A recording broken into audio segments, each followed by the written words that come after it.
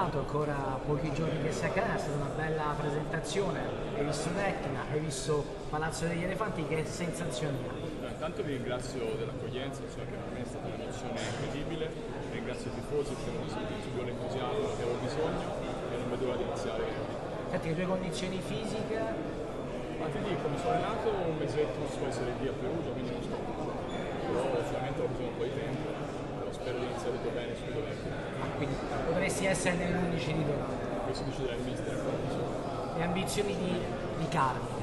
Sono venuto qui con grande entusiasmo per cercare di far vedere a tutti chi è il vero di Carmine, se sono i problemi per me sono stati difficili, ma sono contento di essere qua e credo che con questo valore farò bene. Il sindaco Trantino ti ha fatto capire, ha fatto capire a tutti che c'è una grande aspettativa su questa squadra e quindi soprattutto, come sai, sugli attaccanti, quindi tu, Manuel e Sarao avrete un compito molto complicato. Questa è sicuramente una piazza calorosa, c'è tanto e anche il bello degli attaccanti è giocare una piazza così e quindi è una pressione che prendo volentieri.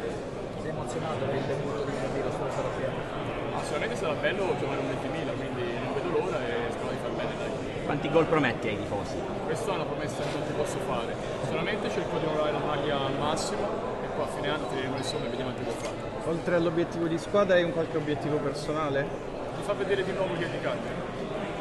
Senti Samuel, si dice sempre che in Serie C per fare la differenza bisogna avere un bomber da 15-20 reti. Senti di essere tu, di poter dare questo apporto alla squadra? Sai, di gol ho sempre fatti, quindi non mi pongo un limite, cercherò di far vedere, come ho detto, ogni giorno e ogni partita chi sono e alla fine vediamo. Ti brillano comunque gli occhi, quindi è un'avventura che tu senti particolarmente.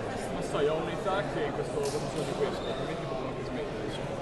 Quindi ho trovato qui a Catania quello che cercavo e sono felice. Un'età, ragazzo Però fondamentalmente. per il calcio da 24 anni inizia a essere un'età avanzata. Però si dice che tra i 33 e i 36, soprattutto gli attaccanti, hanno l'esplosione migliore perché c'è l'esperienza, quindi non è che sei così vecchietto. Mi piace, se battono il record sarebbe importante.